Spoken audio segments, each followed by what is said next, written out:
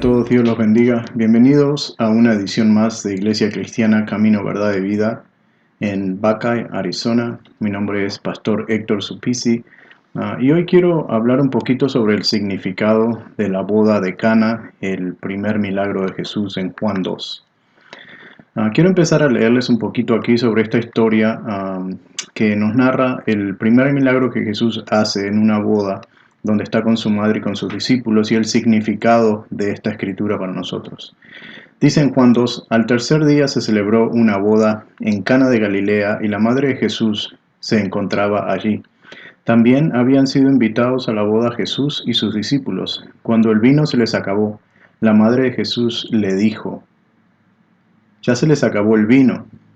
Mujer, ¿eso qué tiene que ver conmigo?, respondió Jesús. Todavía no ha llegado mi hora.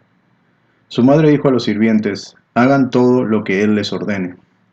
Había allí 6 tinajas de piedra, de las que se usan para ceremonia de purificación por parte de los judíos. En cada una cabían unos 100 litros. Jesús le dijo a los sirvientes, llenen de agua las tinajas. Los sirvientes las llenaron hasta el borde.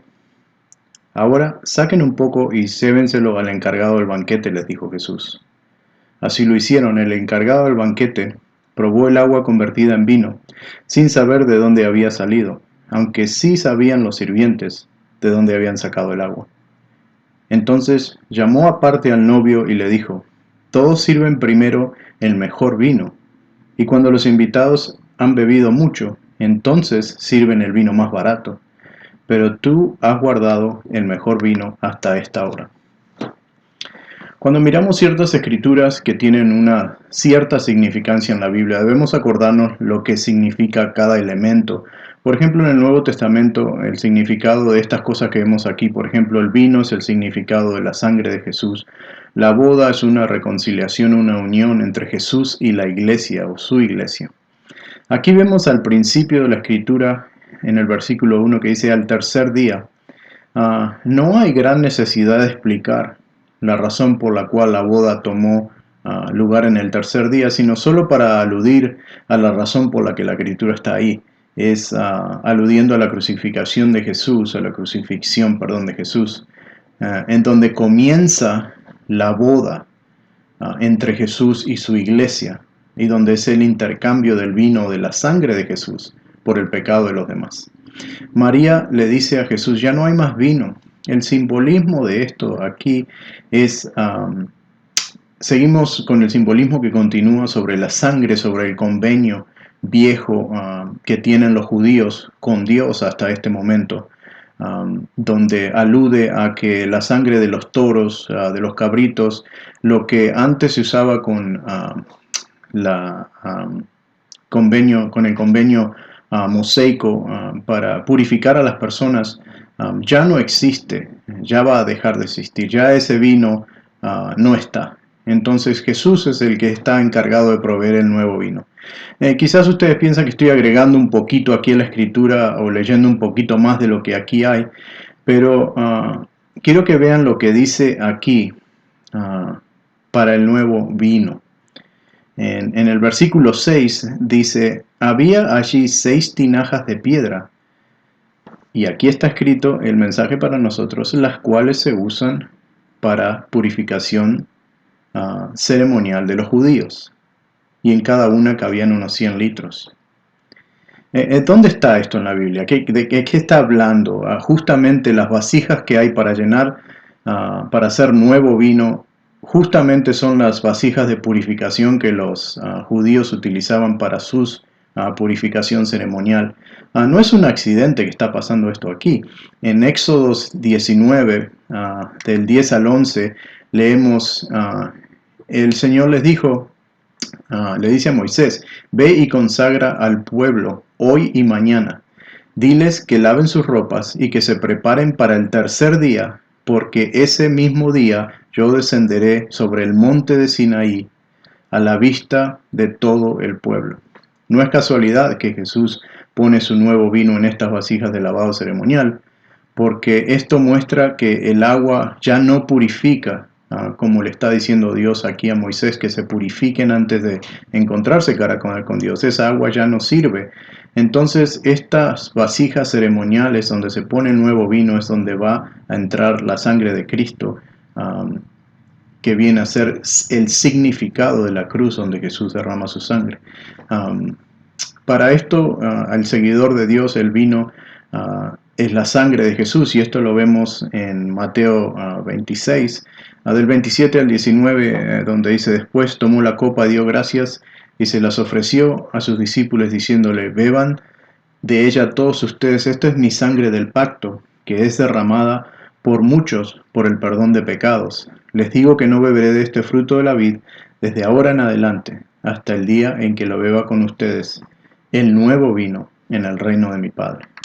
De ahí vemos el significado de lo que Jesús está diciendo. Beban de este vino, tomen de este vino, prueben de mi sangre, porque eso es lo que los purifica a ustedes, no el agua que Moisés antes usaba para lavado ceremonial. El maestro de ceremonia nos explica sin querer que la gente da el mejor vino primero en una boda normal, y el malo después cuando ya están todos borrachos. Pero lo que en realidad nos está diciendo, y les está diciendo a los israelitas, ellos pensaban que se salvarían por la ley de Moisés. Eso es lo que les enseñaban los escribas, los fariseos, los maestros de la ley. Solo la ley de Moisés, la purificación, ellos estaban muy enfocados en esta porción, que era para salvación. Cuando uno es puro y está más cerca de Dios, es salvo. Y que esto que Moisés les enseñaba, y que eso era lo primordial, el mayor vino primero. O sea, las enseñanzas de Moisés serían el vino que se da al principio, según este maestro de ceremonias, el más rico, el más bueno, el de más calidad, el más caro. Pero Dios lo hace al revés. Dios nos da a Jesús después, el mejor y el más caro vino nos da al final. Y esto es una forma de significar que está quitando del camino el pacto anterior que hizo con Moisés sobre purificación de los pecados de las personas, haciendo un pacto nuevo con nosotros ahora por intermedio de Jesús, y presentando el mejor vino o la mejor opción de lavado ceremonial al final, que en este caso es Jesús. Moisés viene primero y Jesús viene después, o sea que el mejor vino llegó después que el primero, la mejor sangre, la mejor purificación. La explicación completa está mejor dicha en Hebreos 8, del 7 al 13, dice: efectivamente, si ese primer pacto hubiera sido perfecto, no habría lugar para un segundo pacto. Pero Dios, reprochándole sus defectos, les dijo: vienen días, dice el Señor, que haré un nuevo pacto con la casa de Israel y con la casa de Judá. No será un pacto como el que hice con los antepasados, el día en que les tomé la mano y los saqué de Egipto, ya que no permanecieron fieles a mi pacto, y yo los abandoné, dice el Señor. Este es el pacto que después de aquel tiempo haré con la casa de Israel, dice el Señor. Pondré mis leyes en su mente, las escribiré en su corazón. Yo seré su Dios, y ellos serán mi pueblo. Ya no tendrá nadie que enseñar a su prójimo, ni dirá nadie a su hermano: conoce al Señor, porque todos, desde el más pequeño hasta el más grande, me conocerán. Ya yo les perdonaré sus iniquidades y nunca más me acordaré de sus pecados. Al llamar nuevo a ese pacto, a declarar obsoleto el anterior, y lo que se vuelve obsoleto y envejece ya está por desaparecer. En otras palabras, y claramente aquí la explicación que dan sobre el pacto nuevo y el pacto viejo en el libro para los hebreos es la explicación del significado de las bodas de Cana, donde el vino anterior que representa a Moisés es reemplazado por el vino nuevo que representa a Jesús. En el tercer día, como dice la Biblia en Éxodos, aquí la boda toma lugar en el tercer día, en una boda donde el novio presenta el mejor vino después. En este caso, Jesús, siendo el novio, le presenta a su iglesia su sangre, su salvación después, y no primero, como es de esperar, como esperaban los fariseos. Moisés es lo máximo, la ley de él es lo máximo, el primer vino es mejor.